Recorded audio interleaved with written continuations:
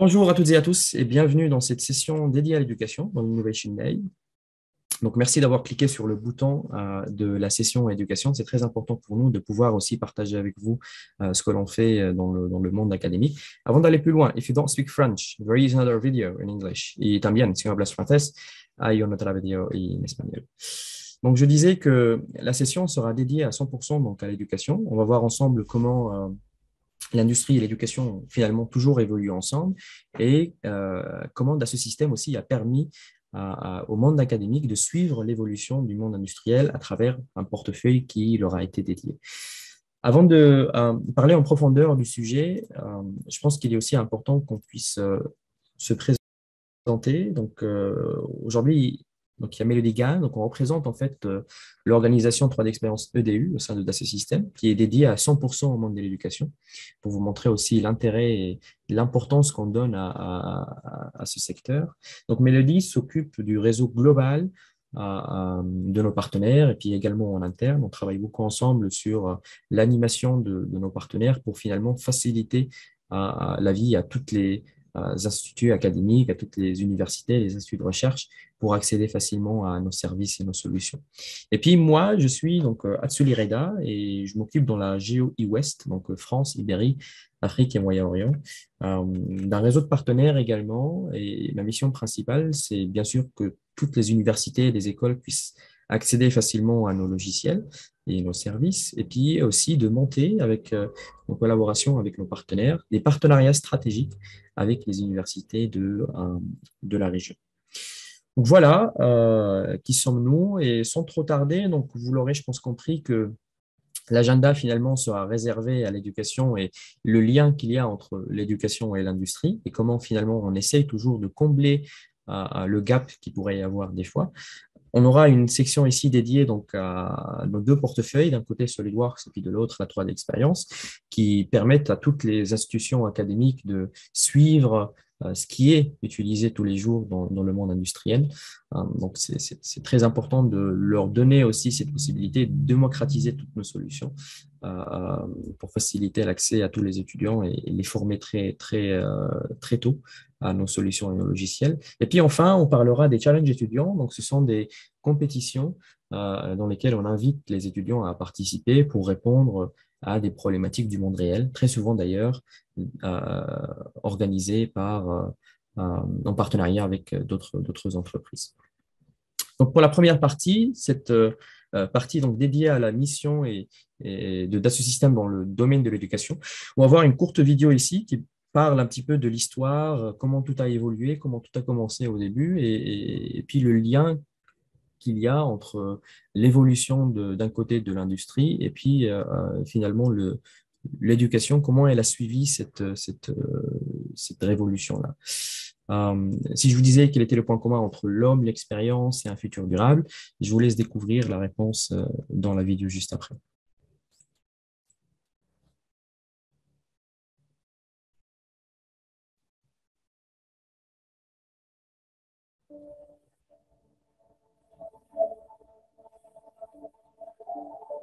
Il y a 500 ans, s'ouvrait une ère nouvelle, une ère de propagation des idées et de partage des connaissances, la Renaissance. Imaginez que pendant des centaines d'années, tous les textes étaient copiés à la main. L'éducation était un privilège réservé à quelques-uns. Puis l'invention de l'imprimerie par Johann Gutenberg a déclenché une révolution, la Renaissance. Les livres et les connaissances sont devenus accessibles au plus grand nombre. L'imprimerie a changé notre monde, exactement comme le numérique aujourd'hui. Désormais, il est temps de vivre notre propre renaissance et d'inventer l'industrie du XXIe siècle. Le nouveau livre est l'expérience. La renaissance de l'industrie, c'est bien plus que la numérisation et l'automatisation. C'est combiner le réel et le virtuel pour inspirer de nouvelles manières. De nouvelles manières d'inventer, d'apprendre, de produire et de commercer. De nouvelles catégories d'innovateurs industriels et de nouvelles catégories de solutions pour de nouvelles catégories de clients. champions de l'industrie Renaissance construisent un patrimoine de savoir et de savoir-faire. Une économie organisée autour de réseaux de valeurs et de plateformes d'expérience.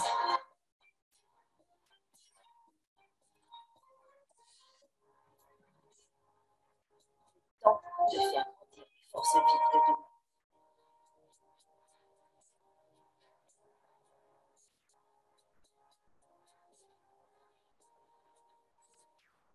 La renaissance de l'industrie, c'est l'homme, l'expérience et un avenir durable.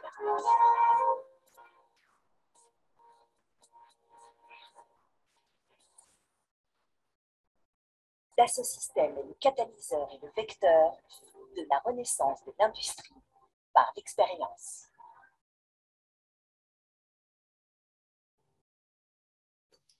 Et donc, au sein de ce système, on parle aussi beaucoup de l'expérience, l'économie de l'expérience, parce que pour nous, l'usage de nos produits est plus important que le produit lui-même.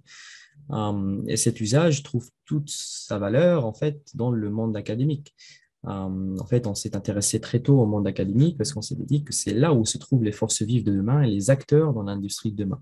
Donc, on s'est intéressé à la globalité du cycle d'apprentissage de l'enfant de 6 ans qui vient d'intégrer l'école jusqu'à l'entrepreneur qui souhaite se lancer dans cette aventure d'entrepreneuriat pour répondre aux défis de l'industrie. Donc, on a une solution dédiée aux enfants, aux étudiants, aux chercheurs, aux entrepreneurs.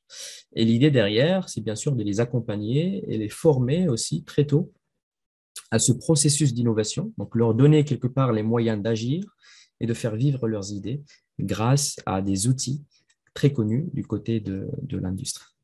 Cette industrie-là, elle a connu beaucoup de défis. Donc, c'est très souvent, en fait, c'est du côté de l'industrie qu'on voit le besoin s'exprimer. Et puis la réponse vient très souvent aussi du côté de l'éducation. Et là, j'entends les centres de recherche, par exemple.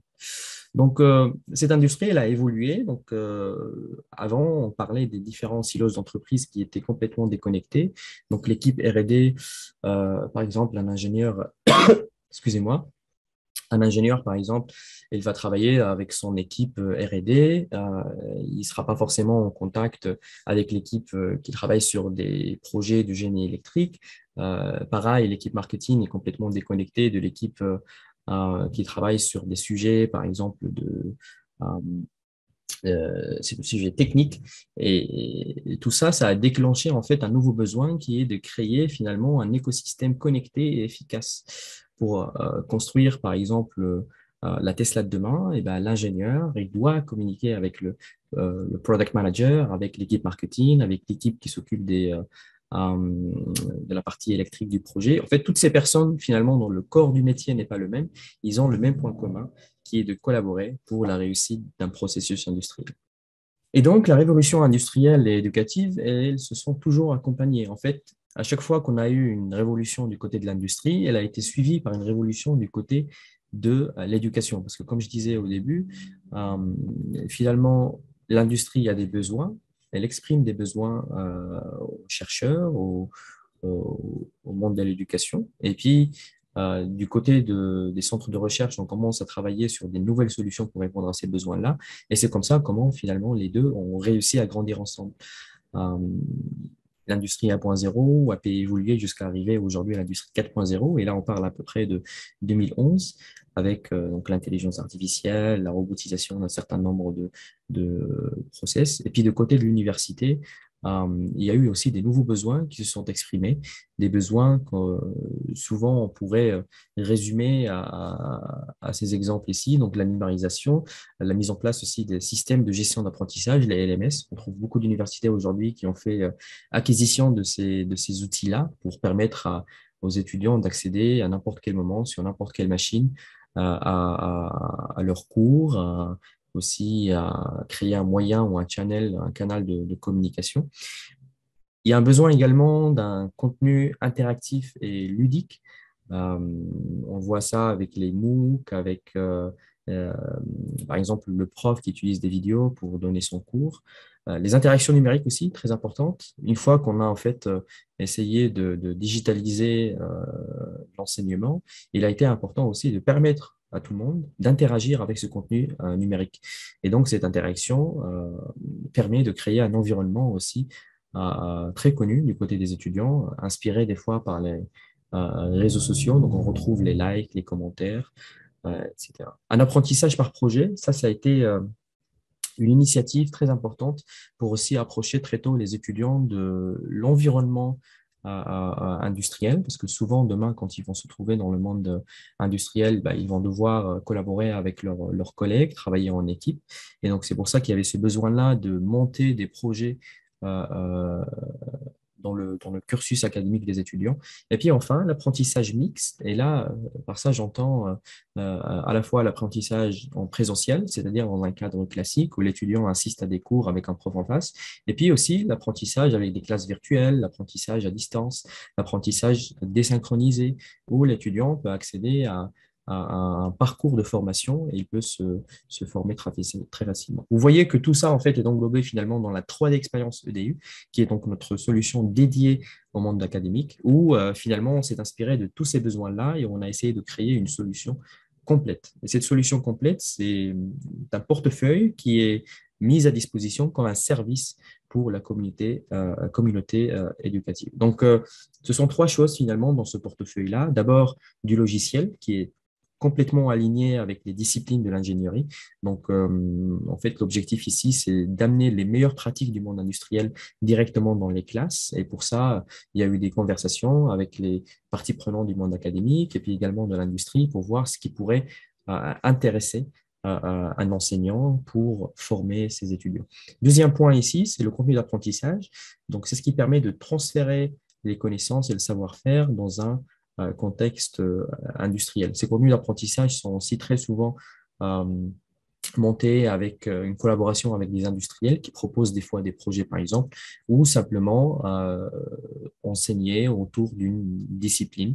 L'idée ici, c'est loin de simplement faire des tutos de comment utiliser un logiciel avec cliquer sur tel bouton ou tel bouton, mais plutôt de former sur une discipline. Enfin, les communautés, et la communauté dans deux sens. D'abord, dans un sens interne à cette 3D Experience plateforme, parce que chacun peut créer sa communauté, un prof peut créer une communauté avec des étudiants. Et puis pareil, un sens plus global, parce qu'en tant qu'utilisateur de cette solution, eh ben, vous faites partie d'un réseau international d'utilisateurs de la plateforme. Donc d'abord, avant de parler de la 3D Experience Platform, on va vous parler de SolidWorks. Alors SolidWorks, ce logiciel legacy, hein, comme on dit, ce logiciel référence dans le monde industriel, et puis également dans le monde de la CAO, mais pas que, parce que SolidWorks aujourd'hui couvre on a un écosystème de millions d'utilisateurs et ça couvre pas uniquement la CAO, mais aussi d'autres disciplines qu'on va voir dans la slide suivante. Mais l'objectif ici, c'est simplement de vous montrer que on a déjà en fait des dizaines de milliers d'instituts académiques qui se servent tous les jours et qui touchent du doigt tous les jours à nos logiciels. Et on a encore une fois, donc, si vous vous rappelez dans la slide, je vais vous montrer le cycle d'apprentissage et comment on arrive à couvrir tout ce cycle d'apprentissage. On a des Fab Labs, des incubateurs, des institutions académiques de tous les niveaux à qui on propose notre logiciel SolidWorks. À ces étudiants, on permet aussi de les certifier. On a également des solutions dédiées pour les former, notamment MySolidWorks. Donc, qu'est-ce qui est finalement inclus dans cette offre éducation? Ben, je pense que du côté industriel, un client industriel, il va acheter par exemple la licence SolidWorks Premium, par exemple. Donc, il pourra se servir librement de logiciel SolidWorks. Maintenant, pour le monde académique, on a créé un nouveau package qui en fait inclut pas simplement le logiciel SolidWorks Premium, donc le logiciel CAO, mais également l'ensemble des logiciels SolidWorks à la fois sur la simulation, la motion, donc l'analyse cinématique, sur l'impact environnemental aussi avec SolidWorks Sustainability, également l'usinage. Et l'idée en fait derrière, c'est de permettre aux étudiants d'aller encore plus loin que la CAO et de découvrir les autres disciplines qui sont couvertes par le logiciel SolidWorks. En plus de SolidWorks donc, en tant que logiciel, on offre également On a ce SolidWorks Education, donc pour l'éducation, qui est donc une licence réseau. Donc, dans une classe, tous les étudiants vont pouvoir accéder à SolidWorks. Mais on a également plusieurs d'autres bénéfices au profit des étudiants. Donc, il y a la Home Use License. On permet en fait à tous les étudiants de bénéficier gratuitement d'une licence pour télécharger SolidWorks sur leur machine personnelle. Donc, si l'étudiant fait partie d'une université qui a fait l'acquisition de nos logiciels et qui ont donc cette licence qu'on appelle active, tous les étudiants vont pouvoir bénéficier d'une licence home use, donc pour l'utilisation à la maison. Et on sait à quel point c'est important d'utiliser le logiciel dans le cadre d'un projet, par exemple. Également les certifications, donc on offre à tous les étudiants des certifications gratuites, il y en a plus de 15 qui couvrent les deux niveaux, Associate et Professional. Et enfin, on met également à disposition des contenus d'apprentissage, donc notre fameuse plateforme d'apprentissage mysolidworks.com. Pour résumer ici, on a donc en haut à gauche le logiciel en lui-même qui est basé sur le réseau et donc qui permet à tout le monde d'accéder à n'importe quel moment tant qu'ils sont à l'université en utilisant une machine, ils peuvent accéder facilement à notre logiciel. Il y a également un deuxième bénéfice, c'est la licence pour les ordinateurs des professeurs et des étudiants. Donc, c'est parfait pour un entraînement à la maison ou pour travailler sur des projets. On a également les certifications. Donc, comme je disais tout à l'heure, c'est les deux niveaux, Associate et Professional. Donc, ce sont deux niveaux de certification avec plus de 15 certifications derrière à chacun des étudiants. Et enfin, le contenu d'apprentissage avec MySolidWorks, où on trouve des centaines de tutoriels de formation. Certains sont dédiés aux enseignants, d'autres étudiants. Et puis également, il y a un contenu de formation et des ressources pour la préparation à la certification. On sait que des fois, ça peut prendre du temps de se former. Si c'est la première fois qu'on va passer la certification, ça peut être compliqué de comprendre qu'est-ce qui est couvert. Et bien, grâce à notre contenu d'apprentissage sur MySolidWorks, ils vont avoir accès gratuitement à un parcours de formation et de préparation à la certification. Donc voilà à peu près un petit résumé de notre offre SolidWorks Éducation. De l'autre côté, on retrouve également donc l'offre 3D Experience parce qu'on croit réellement que c'est ce qui va permettre de renforcer les compétences des étudiants pour intégrer l'industrie de demain, une industrie qui est basée sur la collaboration et qui est fondée aussi sur le travail ensemble et créer un sens d'appartenance. Donc, pour l'écosystème d'éducation, on met à disposition ce portefeuille donc, à trois composants que je vous ai présentés il y a quelques slides. Donc, sur la partie application, donc, ce sont finalement les outils que chaque étudiant va toucher du doigt pour réaliser sa tâche. Et ces outils-là, ce sont donc des applications exactement les mêmes utilisées par l'industrie. Donc, c'est très important de leur permettre d'accéder à ces applications-là dans le cadre de leur cursus d'apprentissage. Et puis ensuite, le contenu d'apprentissage. Donc, ce sont les formations proposées également sur notre site EduSpace. Donc, c'est le résultat d'une collaboration entre l'industrie et puis aussi les instituts académiques et de recherche. Ils ont essayé de travailler ensemble pour créer des contenus de formation, des projets, et puis aussi des parcours de formation qui peuvent des fois durer des dizaines d'heures. Et enfin, les communautés. Donc, je vous expliquais au début à quel point c'était important de leur donner finalement ces deux armes, d'un côté les outils et puis de l'autre la formation. Et leur permettre, avec ces deux armes-là, de se connecter avec les autres étudiants et les autres enseignants dans le cadre d'une communauté internationale, globale, connecter tout le monde pour rendre finalement le partage d'informations beaucoup plus efficace. Chacun va travailler, bien sûr, dans un environnement différent et puis, bien sûr, ils vont soulever des questions différentes. Et le fait de leur permettre de se connecter ensemble, ça va permettre d'accélérer le processus d'apprentissage. Je vais vous montrer maintenant une petite vidéo qui résume finalement le portefeuille et ce qu'on met à disposition du monde académique dans le cadre de la 3D Experience.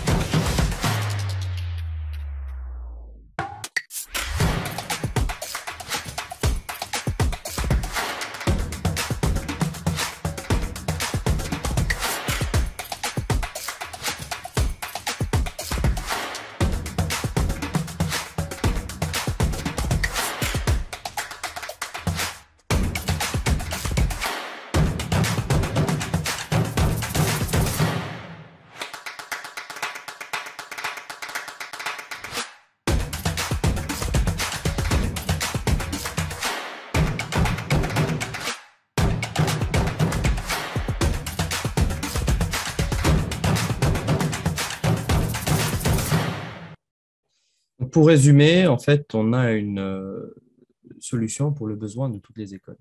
D'abord, un logiciel desktop qu'ils savent utiliser depuis des dizaines d'années. Donc, on n'a nullement l'intérêt comme vision de remplacer cela. En fait, on sait qu'ils ont déjà une expertise avec l'utilisation de notre logiciel desktop. L'objectif, c'est qu'ils puissent continuer à utiliser ce logiciel et qu'on vient ajouter la valeur de la collaboration grâce à la plateforme. Ensuite, ils vont pouvoir utiliser donc, des applications sur le cloud.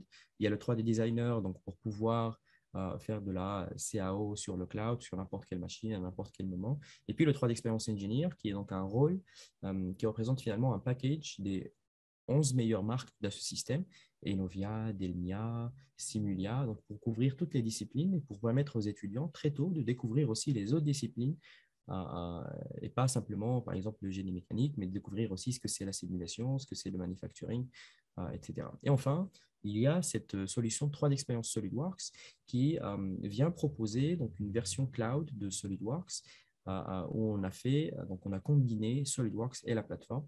Donc là, l'utilisateur de cette solution-là, il pourra accéder à la plateforme directement depuis SolidWorks.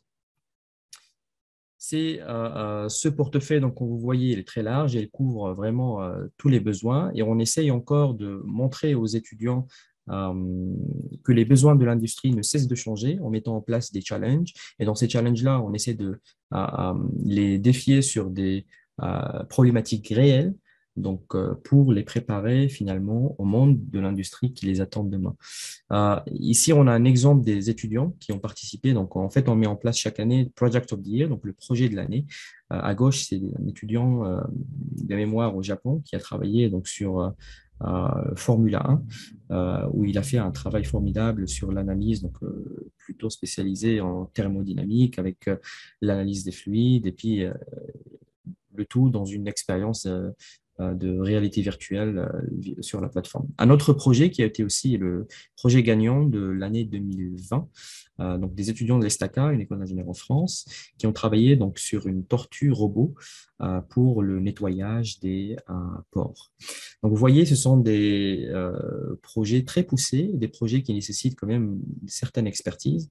Et donc voir qu'il y a des étudiants qui contribuent déjà à ça, c'est une vraie reconnaissance et une vraie réussite pour nous de voir que ces étudiants se servent de nos solutions et nos logiciels pour créer quelque chose qui va servir au monde de demain. Donc ça, c'est super intéressant. On le fait en fait depuis 2009. On a plus de 20 000 équipes étudiantes sur la partie SolidWorks et plus de 250 000 étudiants qui sont impliqués dans ces projets-là. Donc, on a en fait un programme de sponsorship qui permet aux étudiants d'avoir gratuitement nos solutions s'ils participent à une des compétitions qui est proposée. Les bénéfices sont plusieurs et sont divers. D'abord, d'un côté, leur permettre de maîtriser nos logiciels, de maîtriser les outils utilisés par l'industrie, et puis aussi d'accéder à un contenu d'apprentissage et à des certifications qui vont leur permettre demain de faciliter leur insertion professionnelle. On sait très bien à quel point c'est important aujourd'hui d'être certifié et d'avoir cette reconnaissance, surtout quand il s'agit d'un logiciel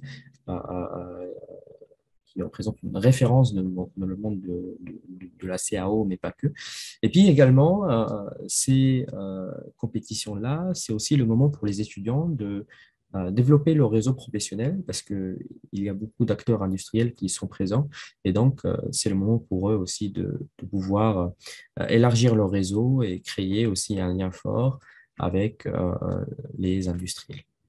L'accès à ces compétitions il est très simple. Donc, on a deux sites internet, donc edu.3ds.com/challenge, où tous les étudiants ils peuvent donc avoir accès aux challenges qui sont proposés. Avec une simple candidature, ils vont avoir une réponse de notre part avec bien sûr, ils vont tous pouvoir accéder à notre logiciel, donc SolidWorks, et puis aussi la 3D Experience Platform. Ils peuvent participer à ces challenges-là, soit en individuel, s'ils veulent, avec une démarche personnelle, participer. Et puis aussi, s'ils ont un groupe de 2-3 étudiants, ou parfois dans certaines écoles d'ingénieurs, il y a des des clubs de robotique, par exemple, ils peuvent très bien aussi participer ensemble et s'inscrire ensemble. Ils vont tous aussi bénéficier des licences gratuites. On a également le parallèle, donc ça, ce que je vous ai montré, c'était avec la 3D Experience. On a également avec SolidWorks, donc Student Sponsorship. C'est le programme qu'on propose de sponsorship pour les étudiants. Donc pareil, il y a des projets, donc il suffit d'aller sur le site internet, de s'inscrire sur ces projets, de s'inscrire sur cette liste de compétitions qui est proposée et ensuite nous, on va leur fournir les licences nécessaires. Ici, c'est simplement donc, le formulaire. Une fois qu'ils accèdent au site, ils peuvent accéder à ce formulaire-là, le remplir et nous, on va leur fournir les licences. Donc, voilà, avec cela, on aurait clôturé cette session. N'hésitez pas, bien sûr, à aller sur tous nos réseaux sociaux, que ce soit sur LinkedIn, Facebook, Instagram ou aussi Twitter. Donc, pour conclure rapidement, on a traversé dans cette session l'ensemble du portefeuille éducation de Dassault Systèmes sur la partie SolidWorks et la 3D Experience. L'objectif de ce portefeuille-là, éducation, c'est de renforcer les liens entre l'industrie et l'éducation. On sait que côté industrie, on a un besoin qui change et qui évolue et on essaye de suivre la même tendance sur la partie éducation en démocratisant l'ensemble de nos solutions pour les étudiants et les instituts de recherche. Donc, merci encore une fois d'avoir suivi cette session. N'hésitez pas à aller voir aussi le reste des sessions sur cette Innovation Day. Il y en a plusieurs et je vous souhaite une très bonne journée. Merci beaucoup et à très bientôt.